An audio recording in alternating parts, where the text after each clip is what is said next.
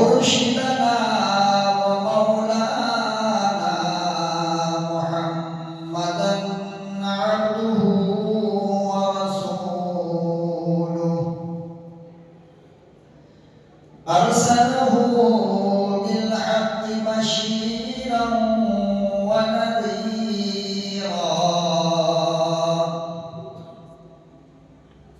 وداعيا إلى الله بإذنه وسراجا منيرا. أما بعد فأعوذ بالله السميع العليم من الشيطان الرجيم. بسم الله الرحمن الرحيم.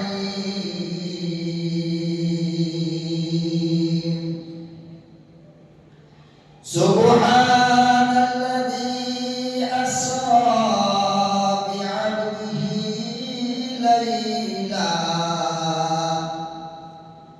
ليلا من المسجد الحرام إلى المسجد الأقصى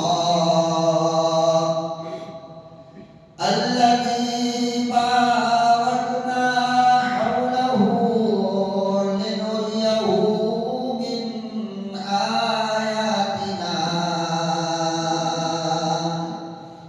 إنه هو السميع البصير. صدق الله مولانا العلي العظيم وبلغنا رسوله النبي الكريم ونحن على ذلك لمن الشاهدين والشاكرين والحمد لله رب العالمين.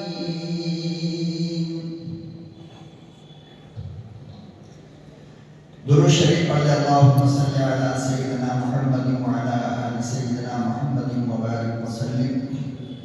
اللہم صلی علی سیدنا محمد وعلی آل سیدنا محمد وبارک وسلم. اللہم صلی علی سیدنا محمد وعلی آل سیدنا محمد وبارک وسلم. نہایت قابل قدر بزرگوں اور دوستوں، ملک و ملت کے پیارے غیور نوجوانوں، عزیز بچوں، عربی اعتبار سے یہ جو مہینہ چل رہا ہے اسلامی اعتبار سے یہ رجب کا مہینہ کہلاتا ہے.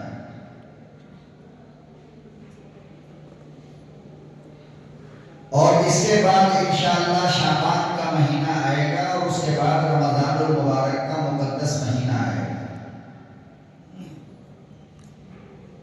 اس مہینے کی 27 تاریخ کو اسلام کا ایک واقعہ پیش آیا ہے جسے معراج کہتے ہیں. معراج کیا ہے اور معجزہ کسے کہتے ہیں، اس کو سمجھنا ہمارے لیے اور آپ کے لیے ضروری ہے.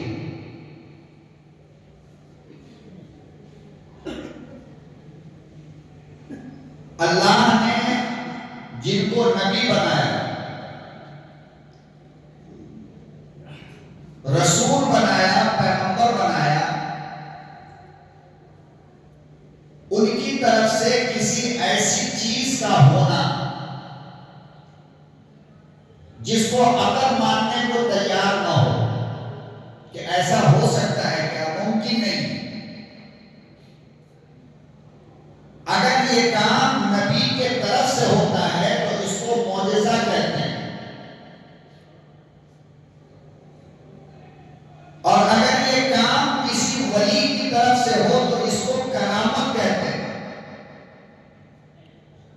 اور اگر یہ کام کافروں کی طرف سے بھی کبھی ہو جائے اور ایمان والے نارمل آدمی سے کبھی ہو جائے تو اس کو جادو یا نظر بند یا سحر کہتے ہیں.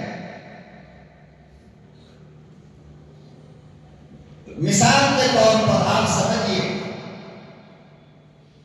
ہم نے اور آپ نے بچپن سے آج تک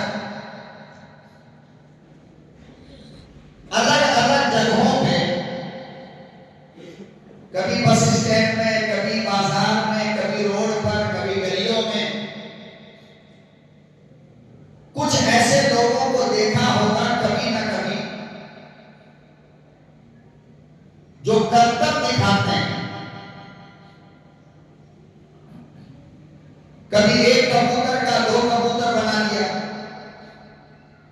کبھی بچے کو ذبح کر دیا۔ جو مداری لوگ، کھلاڑی لوگ آتے ہیں محلوں میں یا بازاروں میں، ایسا کرتے ہوئے ہم نے اور آپ نے دیکھا یا نہیں دیکھا؟ گلے کے اندر چاقو گئی ہے، ادھر سے نکلی ہے، گود میں لے کر کے سب کو دکھا رہا ہے۔ ظاہر بات ہے کہ اس چیز کو ہماری اور آپ کی عقل ماننے کے لیے تیار نہیں ہوتی ہے کہ ایسا کیسے ہوگا۔ بھئی ایک بچے کو جب ذبح کر دیا اور سارے لوگ دیکھ رہے ہیں کہ بچہ ذبح ہو گیا، اور پھر اس کے بعد اس کو زندہ ہو جاتا ہے، وہ ٹوکری اوپر سے ڈالا، کپڑا ڈالا، اور جب کپڑا ہٹایا تو بچہ اندر زندہ ہے، یہ دل ماننے کے لیے تیار نہیں ہوتا۔ تو اس کو کہتے ہیں جادو۔ اس کو کیا کہتے ہیں؟ جادو۔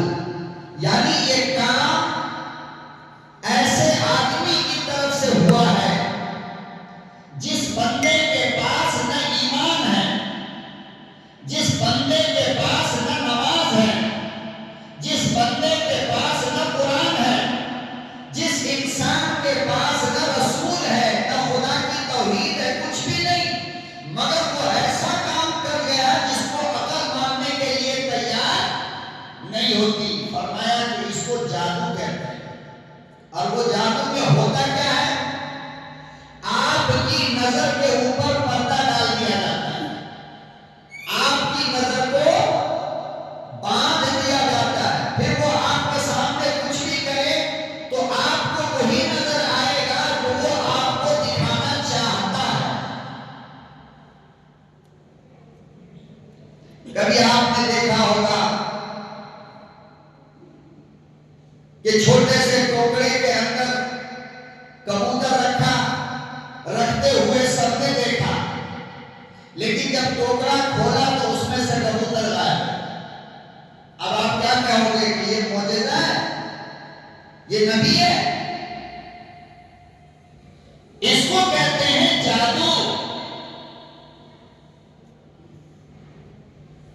اور یہی کام جب اللہ کے نیک بندوں کی طرف سے ہو، مثال کے طور پہ آپ نے بہت سارے بزرگوں کے واقعات پڑھے ہوں گے، اللہ والوں کے بارے میں آپ نے سنا ہوگا کہ سمندر کے اندر کشتی پر بیٹھے ہوئے جا رہے ہیں، اچانک طوفان آیا، کشتی کا ہر بندہ ڈوب گیا، یہ بچ گیا۔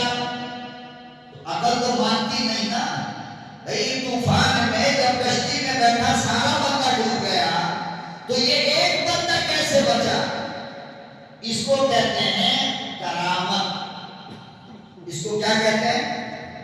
کرامت، اللہ والے۔ جیسے کہ ہمارے ملک ہندوستان کے اندر صوبہ بہار کے ایک بہت بڑے اللہ والے گزرے ہیں، بہت بڑے اللہ والے، جن کو حضرت مولانا بشارت کریم رحمۃ اللہ علیہ کہا جاتا ہے، دربھنگہ ڈسٹرکٹ کے تھے وہ، آج بھی ان کی مزار ہے۔ ایک بندے نے جو ان کو جاننے والے ہیں، انہوں نے مدینہ المنورہ کے اندر دیکھا کہ عشاء کی نماز میں شامل ہے، ہمارے ساتھ عشاء کی نماز مولانا نے پڑھی، اور فجر کی نماز میں ان کے گاؤں والوں نے دیکھا کہ اپنی مسجد میں فجر کی نماز پڑھ رہے ہیں۔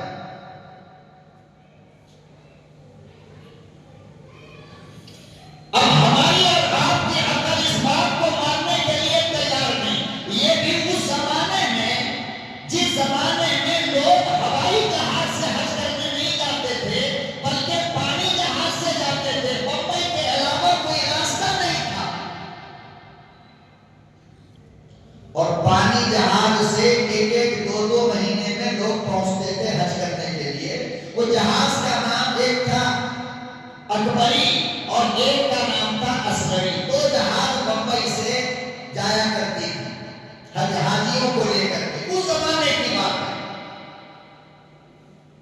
تو عشاء کی نماز میں ایک مومن نے، ایمان والے نے، جان پہچان والوں نے مدینے میں دیکھا کہ عشاء کی نماز میں آپ شامل ہیں، اور فجر کی نماز میں گاؤں والوں نے دیکھا کہ فجر کی نماز میں حضرت یہاں تشریف فرما ہے۔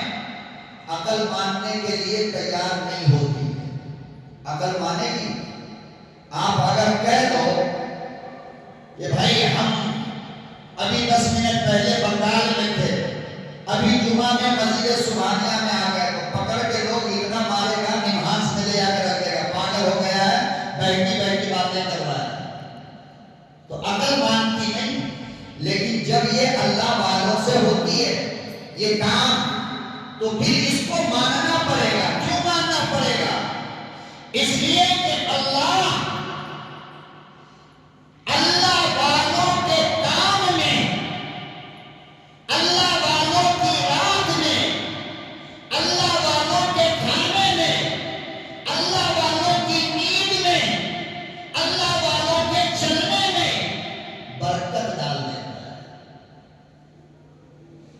کیا ڈال دیتا ہے؟ کیا ڈالتا ہے؟ برکت۔ جیسے کہ خواجہ معین الدین چشتی اجمیری رحمت اللہ علیہ، اجمیر جس درگاہ کے نیچے آج ان لوگوں کو مندر نظر آنے لگی ہے، بائسکوپ سے دیکھا ان لوگوں نے، 800 سال سے وہ درگاہ ہے، اور آج ان کو اسپیشل آنکھ مل گئی ہے، تو اب اس درگاہ کے نیچے ان کو مندر نظر آنے لگی ہے۔ تو 800 سال پہلے حضرت جب وہاں تشریف لائے تو وہاں ایک راجا کی حکومت تھی، اور راجا ہندو ہوا کرتا تھا، مسلمان نہیں۔ مسلمان بادشاہ ہوتے تھے اور راجا ہندو ہوتا تھا، تو ہندو راجا تھا۔ جب اس کو یہ پتا چلا کہ یہ ایمان کی لوگوں کو دعوت دیتا ہے اور لوگ اس کی بات کو مان کر ہندو دھرم چھوڑ کر مسلمان ہوتا ہے، تو راجا نے اس علاقے کا جو تالاب تھا پانی کا، جہاں سے لوگ پانی پیتے بھی تھے، اسی پانی سے کھانا بھی بناتے تھے، اسی پانی سے کپڑا بھی دھوتے تھے، اسی پانی سے نہاتے تھے، آج کی طرح ہر گھر میں نل نہیں تھا۔ تو راجا نے کیا کیا کہ حضرت خواجہ معین الدین چشتی اجمیری پر اور ان کے ماننے والوں کے لیے تالاب سے پانی بند کر دیا کہ پانی نہیں ملے گا تو مر جائے گا، یہ لوگ پیے گا کہاں سے، کھائے گا کہاں سے، نہائے گا کہاں، مر جائے گا۔ خواجہ معین الدین چشتی اجمیری رحمت اللہ علیہ کے پاس لکڑی کا ایک پیالہ تھا۔ کیا تھا؟ لکڑی کا ایک پیالہ۔ حضرت نے لکڑی کے چھوٹے سے پیالے کو تالاب کی طرف یوں بڑھایا، پورے تالاب کا پانی اس پیالے میں آ گیا، تالاب سوکھ گیا۔ اب اس کو عقل مانتی ہے کہ بھائی اتنا چھوٹا پیالہ، اتنا بڑا تالاب کیسے آئے گا؟ عقل نہیں مانتی۔ لیکن چونکہ یہ کام اللہ کے ولی کی طرف سے ہوا ہے، لہذا اس کو کرامت کہتے ہیں اور ماننا پڑے گا۔ کیوں؟ اس لیے کہ میری تیری نظر میں وہ لکڑی کا ایک پیالہ ہے، لیکن اللہ نے اس میں برکت ڈالا تو وہ تالاب سے 1000 گنا بڑا ہو گیا۔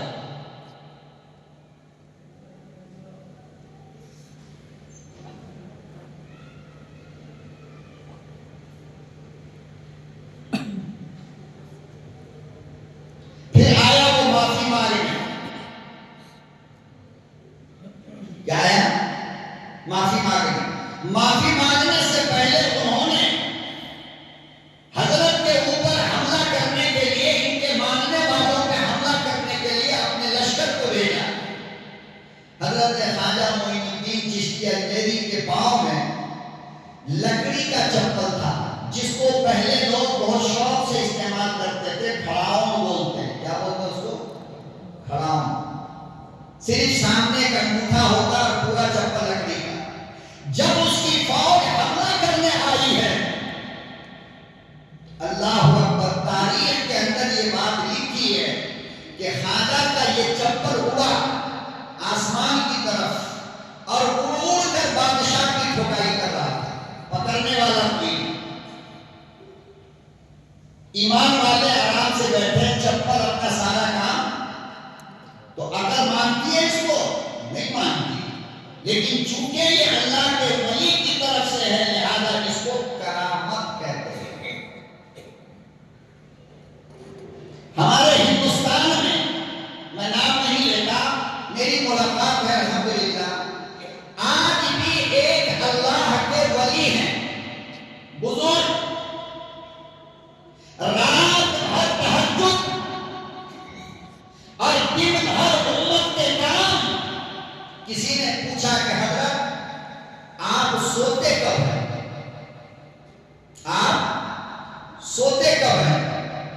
تو حضرت نے فرمایا کہ بتانا تو نہیں چاہتا تھا، لیکن پوچھتے ہو تو بتا دیتا ہوں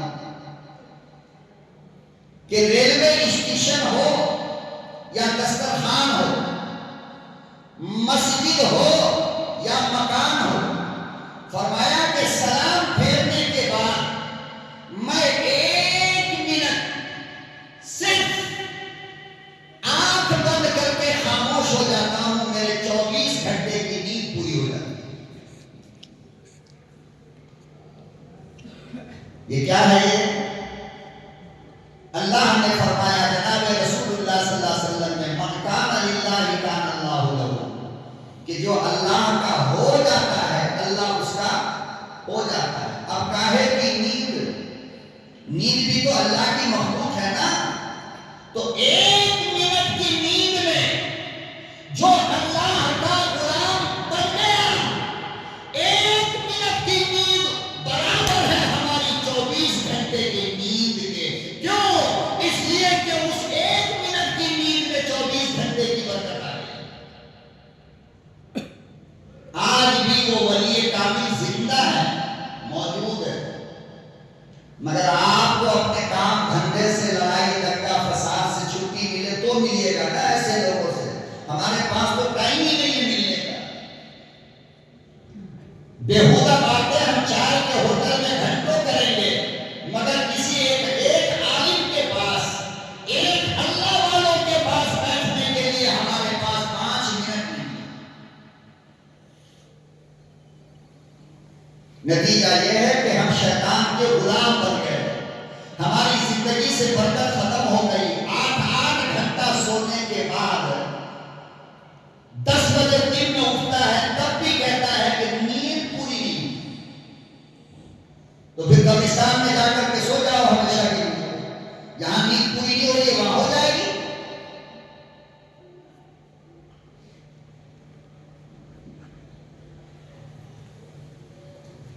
پیٹ بھر کے اتنا کھا لے گا، اب 2 گھنٹے کے بعد کہے گا یار بھوک لگ رہی.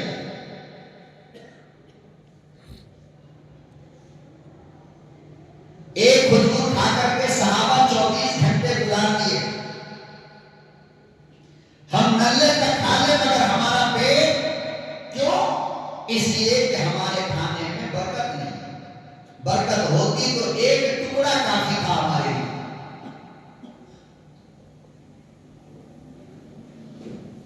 تو اللہ والوں کی طرف سے اگر ایسا کام ہو جس کو عقل نہیں مانتی، اس کو کرامت کہتے ہیں. عام لوگوں کی طرف سے اگر اس طرح کی حرکتیں ہو، چمتکار جس کو کہتے ہیں، تو اس کو جادو کہتے ہیں. اور نبی کے طرف سے اگر ایسا کچھ ہو جس کو دماغ نہیں مانتا ہو، تو اس کو معجزہ کہتے ہیں.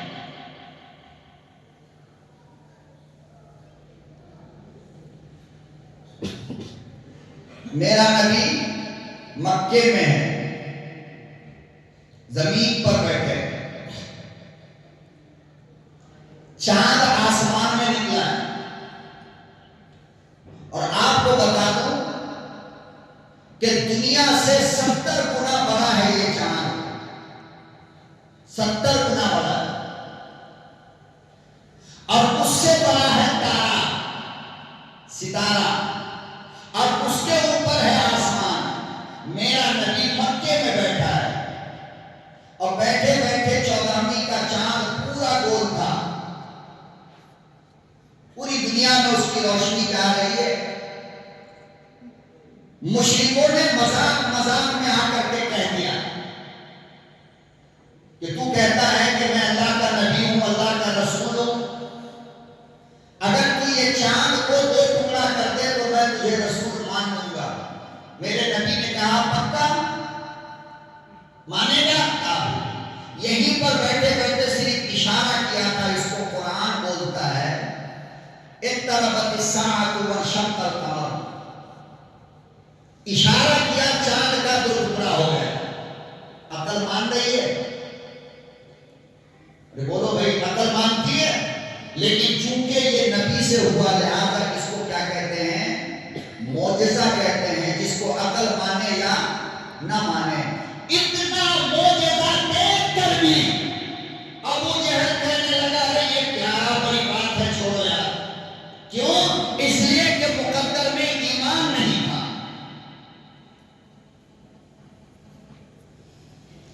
ایک مرتبہ کنکر لے کر آیا ہاتھ میں، مٹھی میں، مکے کے کسی پہاڑ سے اٹھا لیا ہوگا، اور کنکر لے کر نبی کی خدمت میں آیا اور کہنے لگا کہ میرے ہاتھ میں یہ کنکر ہے، اگر یہ تیرا کلمہ پڑھ لے اور یہ کہہ دے کہ تو اللہ کا رسول ہے تو میں مان لوں گا۔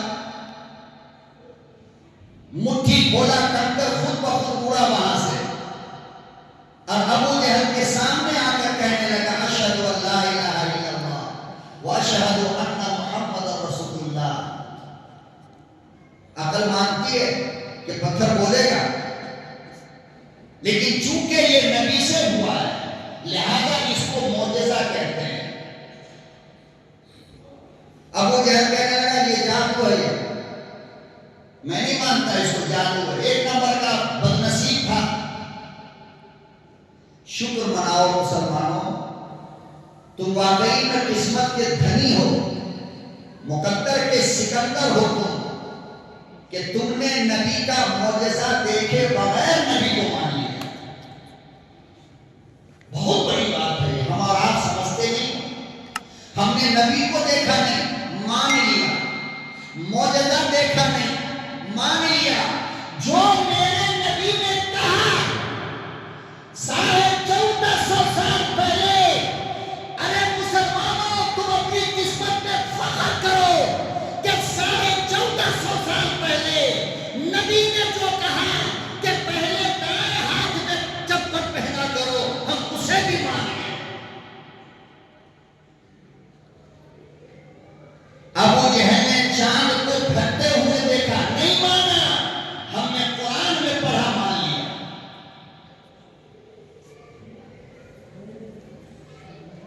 ابو جہل نے پتھر کو کلمہ پڑھتے ہوئے دیکھا، نہیں مانا، ہم نے حدیث میں پڑھا اور مان لیا۔ اسی لیے میرے نبی نے صحابہ سے کہا تھا کہ بتاؤ سب سے قیمتی ایمان کس کا ہے؟ اپنی زندگی میں میرے نبی نے پوچھا صحابہ سے، بتاؤ سب سے قیمتی ایمان کس کا ہے؟ کہا یا رسول اللہ میرا ہے، ہم نے آپ کو دیکھا ہے۔ میرے نبی نے کہا تو دیکھ کر ایمان لایا نا، قرآن اترتا ہوا تم نے دیکھا کہ اللہ کی طرف سے آ رہا، تب تم نے قرآن کو مانا ہے۔ نماز کو فرض ہوتا ہوا تم نے دیکھا، تب تم نے نماز کو مانا ہے۔ نبی کو تم نے اپنی آنکھ سے دیکھا، کرامت کو دیکھا، تب تم نے مجھے مانا ہے۔ فرمایا کہ پھر آپ بتائیں سب سے قیمتی ایمان کس کا ہے؟ میرے آقا نے کہا تھا ان لوگوں کا ایمان قیمتی ہے جو بغیر دیکھے مجھے مانتا ہے۔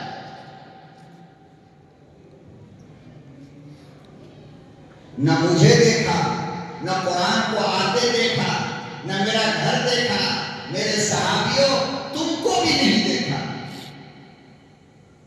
مگر وہ کیسا ایمان والا ہے جو مجھے مانتا ہے، میری کتاب کو مانتا ہے،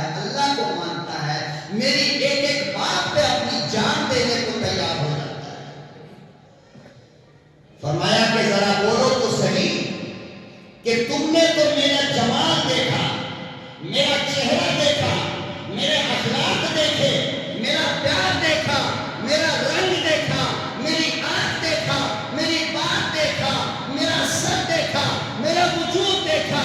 ارے سب کچھ دیکھ کر اگر تم اپنی جان میرے لیے دیتے ہو تو یہ کون سی بڑی بات ہے؟ ذرا یہ تو بتاؤ کہ اپنے مصطفیٰ کو دیکھا نہیں مگر مصطفیٰ کے خلاف بات سنتا ہے۔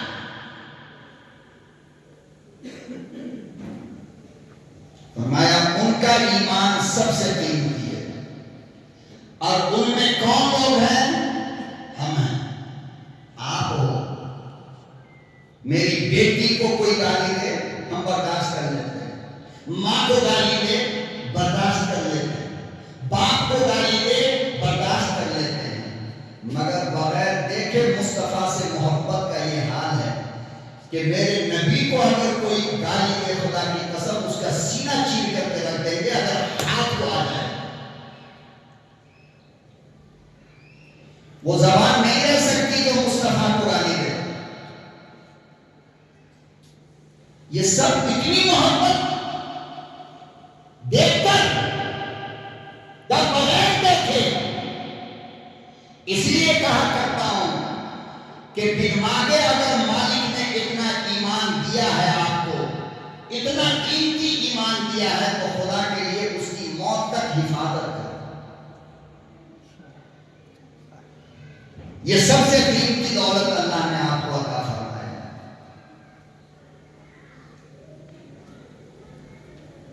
جس کے لیے جھولی پھیلا کر موسیٰ نے دعا مانگی ہو، عیسیٰ نے دعا مانگی ہو، ابراہیم نے دعا مانگی ہو کہ محمد کی امت میں مجھے پیدا کر دے، یہ میری آخری تمنا ہے۔ بن مانگے رب نے تجھے اس کی امت میں پیدا کیا تو اس کی حفاظت نہیں کرو گے؟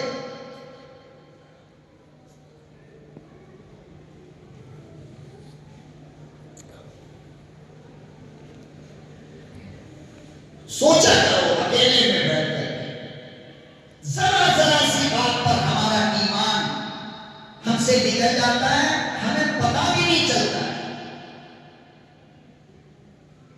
کبھی داڑھی کا مذاق بنا کر کافر بن گئے، کبھی نماز کا مذاق بنا کر کافر بن گئے، کبھی ٹوپی کا مذاق کر کے کافر بن گئے، کبھی مسواک کی توہین کر کے کافر بن گئے، کبھی عالموں کی توہین کر کے ایمان سے نکل گئے، کبھی مسجد کی عوام کو یہ کہہ دیا کہ ارے نیند خراب کر رہا ہے، کافر بن گئے۔ تمہیں پتہ بھی چلتا ہے؟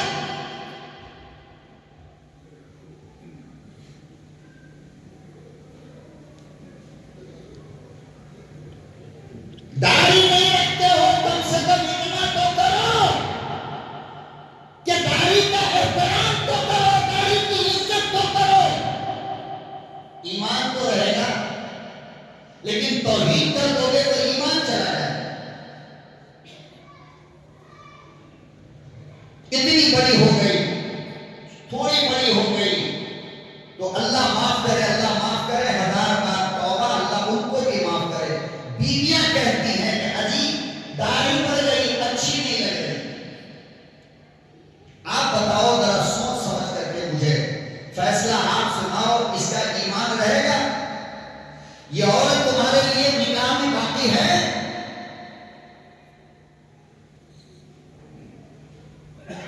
اب اس کے بعد پوری زندگی اس کے ساتھ رہو گے، زنا ہوگا یا نہیں؟ چونکہ داڑھی کی توہین کی وجہ سے ایمان چلا گیا، اب وہ یہ سمجھ رہی ہے کہ ایمان ابھی باقی ہے۔ جب یہ سمجھی تو دوبارہ نکاح تو ہوا نہیں نا۔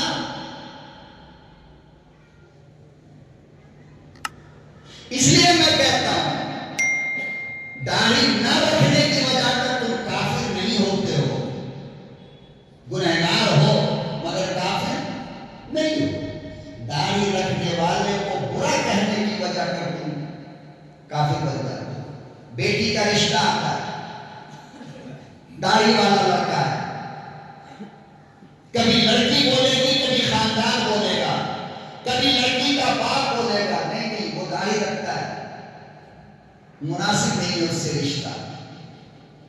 بتاؤ ان کا ایمان بچے گا؟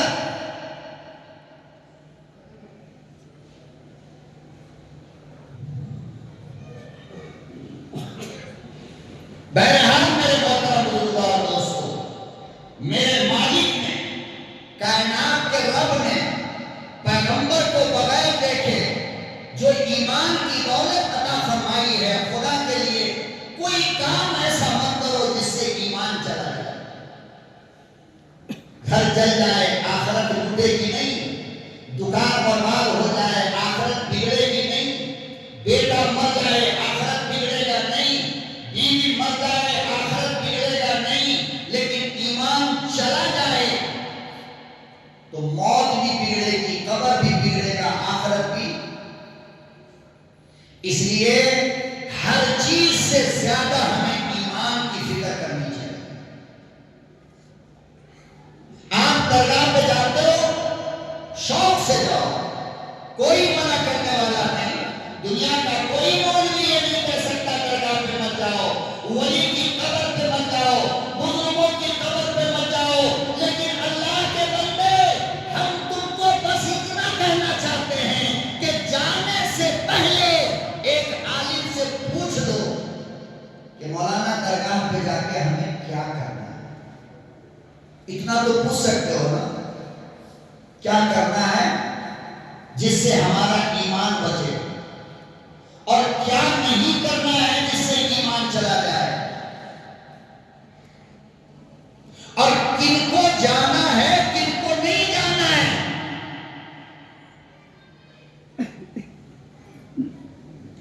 میرے نبی نے کہا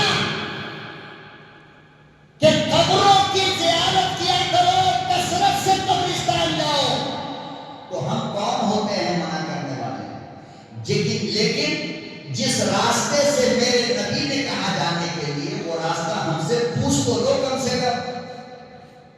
درگاہ پہ جا کر جو ہمیں کرنا ہے وہ ہم سے پوچھ تو لو، ہم تم سے کوئی پیسے تو نہیں مانگتے جواب دینے کے لیے، لیکن ایسے کام کر جاتے ہو درگاہ پہ جا کر کے کہ جس سے ایمان نہیں بچتا ہے، ایمان چلا جاتا ہے۔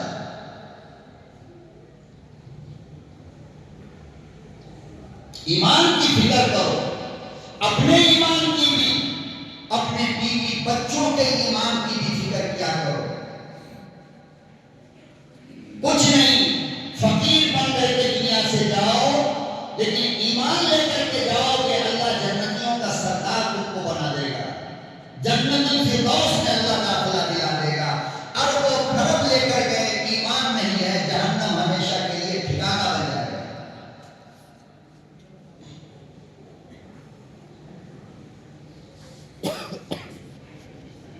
تو بہرحال میں عرض یہ کر رہا تھا کہ ایسا کام جو عام آدمی سے ہو، جس کو عقل نہیں مانتی، اس کو جادو کہتے ہیں، ایسا کام اللہ کے نیک بندوں سے ہو، اس کو کرامت کہتے ہیں، اور ایسا کام اگر نبی سے ہو تو اس کو معجزہ کہتے ہیں۔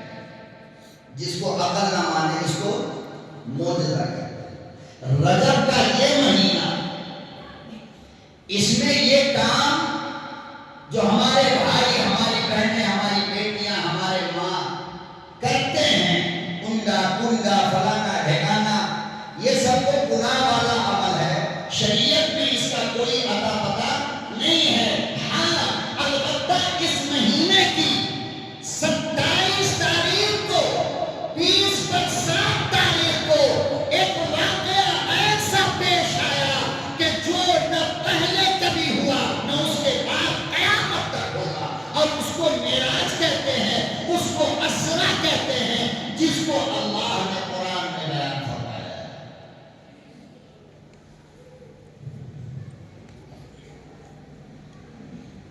معراج کیا ہے؟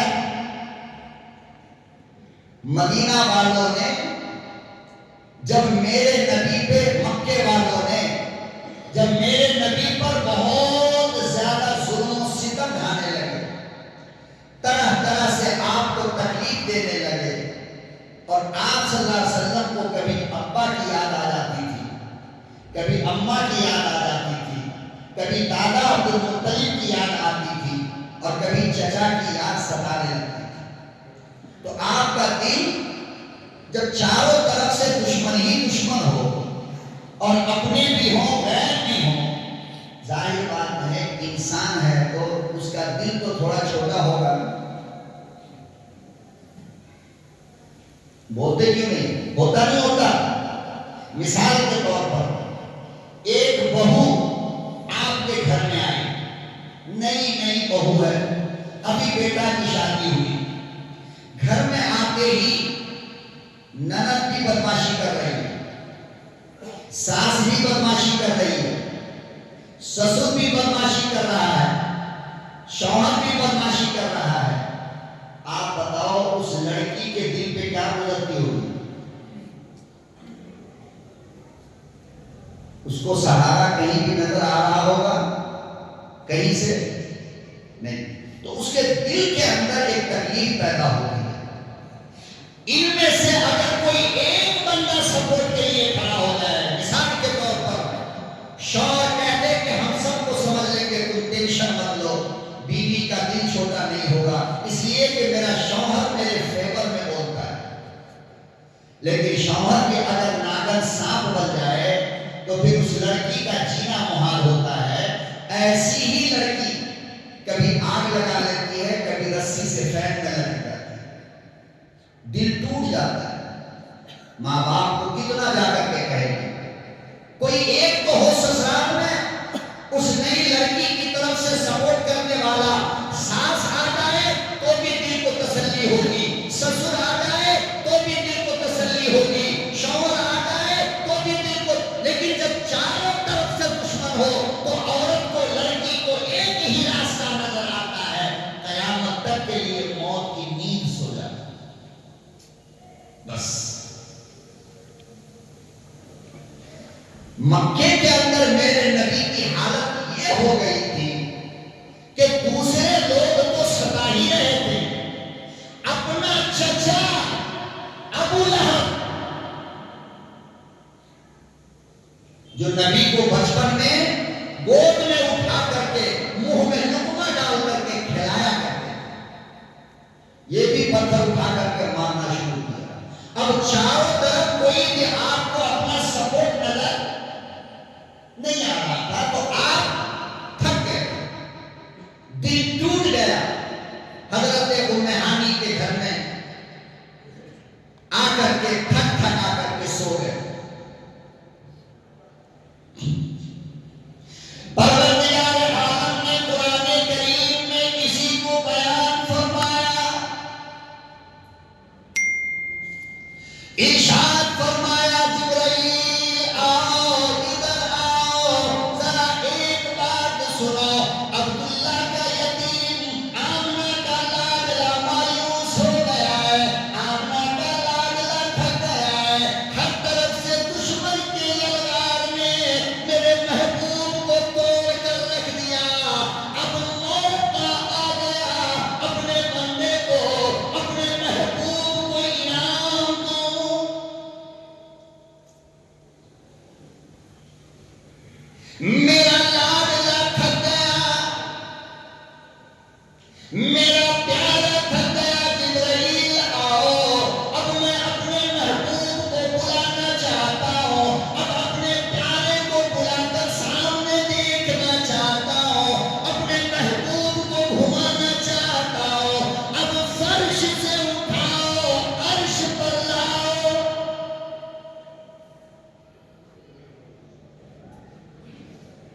گھر میں بیزار ہوتا ہے نا، بہت دن ہو گیا بیزار ہوا تو بیوی بچے کہتے ہیں ابو چلو اوٹی گھوم کر کے آتے ہیں، میسور گھوم کر کے آتے ہیں.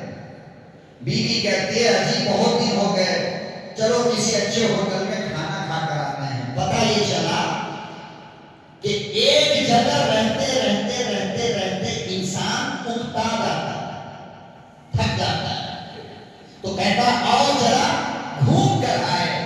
مکے کی سرزمین پر جب سارا مکہ دشمن ہو گیا، پتھروں سے مارا، گلے میں رسی ڈالا، جب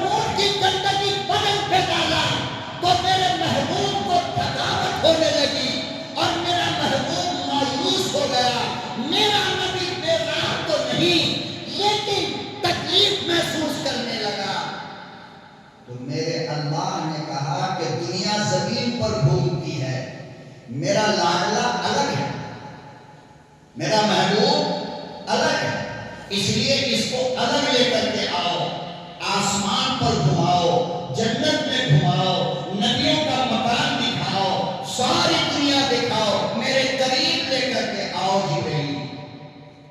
اب میں اپنے نبی کو گفٹ دینا چاہتا ہوں، ایسا گفٹ کہ جس کو دنیا دیکھ کر کے دنگ رہ جائے۔ اللہ میاں کیسے جاؤں؟ وہ تو آسمان پر ہے نا، اور ساتوں آسمان کے اوپر۔ اللہ میاں کیسے جاؤں؟ جبریل امین نے پوچھا، اکیلے جاؤں؟ فرمایا نہیں، ہوا کے فرشتے کو لے لو، پانی کے فرشتے کو لے لو، میکائیل کو لے لو، 3 جاؤ، اور 4 فرشتے اللہ کے سب سے بڑے ہیں، ان میں سے 3 کو کہا کہ آپ 3 جائیے۔ اللہ میاں کیسے لے کر آؤں؟ کاندھے پر اٹھا کر؟ کہا نہیں۔ پھر کہا جنت کے اندر میں نے ایک سواری بنایا ہے، اس سواری پر آج سے پہلے کوئی نہیں بیٹھا، اور آج کے بعد قیامت تک کوئی، وہ اسپیشل سواری ہے میرے محبوب کے لیے، جس کو براق کہتے ہیں، جس کو کہتے ہیں جبریل وہ لے کر کے جاؤ۔ براق کا رنگ سفید تھا، اتنا سفید کہ آنکھ نہیں پھیلتی تھی اس کے اوپر۔ اچھا اللہ میاں اور کوئی کلر والا بھی تو بنا سکتا تھا نا، اسپیشل سواری ہے، اسپیشل سواری ہے، اور اسپیشل آدمی کو لانا ہے، تو اس کے لیے اللہ نے جو کلر پسند کیا وہ کون سا؟ بولو۔ پوری دنیا میں جتنے بھی بڑے لوگ آج ہیں جو خود کو بڑے کہتے ہیں، صدر، وزیر اعظم، وزیر اعلیٰ، S P, D S P, collector, جج، ان کی گاڑی کا کلر کون سا ہوتا ہے؟ بولو کون سا ہوتا ہے؟ یہ لال بلو پیلی گاڑی پہ بیٹھتے ہیں لوگ؟ نہیں، پتہ چلا کہ انہوں نے گاڑی کا کلر بھی چوائس جو کیا ہے وہ اسلام سے کیا ہے، کہ نبی کے لیے اسپیشل گاڑی بنی تو کلر وائٹ تھی، لہذا دنیا کے کوئی آدمی کے لیے اگر لباس ہوگا تو وائٹ ہوگا، اگر گاڑی ہوگی تو وائٹ ہوگی، اور گاڑی کے اندر جو کپڑا تولیہ رکھا جائے گا وہ بھی۔ پتہ چلا کہ دنیا کا سب سے پسندیدہ اور بہترین کلر وائٹ ہے۔ بات سمجھ رہے ہو؟ اور ایک بات اور سن لو، دنیا میں جتنے کلر کے کپڑے ہیں، سارے کپڑوں سے زیادہ وائٹ کلر کا کپڑا اللہ کا ذکر کرتا ہے، سب سے زیادہ۔ اسی لیے دنیا میں عزت دار لوگوں کا لباس ہمیشہ وائٹ رہا ہے، علماء کا لباس، عالموں کا لباس وائٹ رہا ہے، مدرسے کے بچوں کا لباس وائٹ رہا ہے، بزرگوں کا لباس وائٹ رہا ہے، ولیوں کا لباس وائٹ رہا ہے، نبیوں کا لباس وائٹ رہا ہے، اور آگے چلو تمام نوری فرشتوں کا لباس بھی اللہ نے وائٹ بنایا۔ اب ہم آپ سے کچھ نہیں کہیں، آپ سمجھدار لوگ ہو، ورنہ پھر کہو گے جا کر کے باہر کے مولانا نے کلر والا کپڑا پہننے سے منع کر دیا۔ میں کچھ نہیں کہتا، آپ فیصلہ کر لو آج کے بعد ہمیں کون سا کپڑا پہننا ہے۔ آپ کو بوال بچا دے تو باہر جا کر کے، اسی لیے میں آپ فیصلہ کرو۔ نبی کا لباس وائٹ، فرشتوں کا لباس وائٹ، رسولوں کا لباس وائٹ، براق کا کلر وائٹ، بزرگوں کا کلر وائٹ، علماء کا لباس وائٹ۔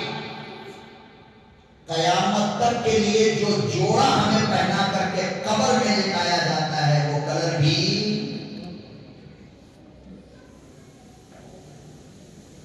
جس کو اتارنے کے بعد سیدھا جنت کا لباس پہنایا جائے گا قیامت کے دن انشاءاللہ۔ وہ جنت کا لباس بھی وائٹ ہے۔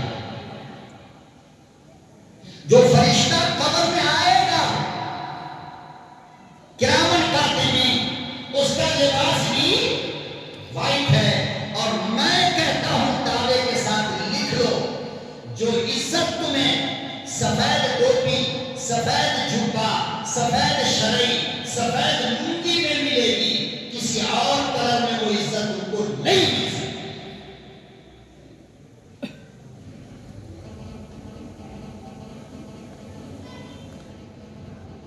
اس لیے عورتوں کو نہیں، لڑکیوں کے لیے کلر والا کپڑا نبی نے پسند کیا ہے۔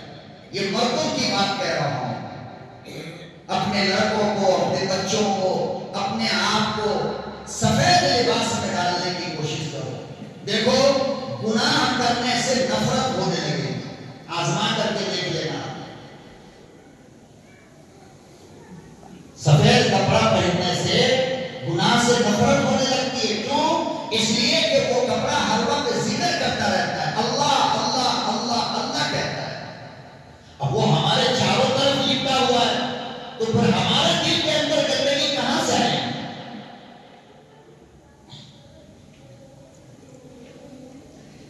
بہرحال سفید کلر کا برا جنت سے لے کر جو گھوڑے سے چھوٹا تھا اور گدھے سے تھوڑا بڑا تھا، اس کو خچر کہتے ہیں۔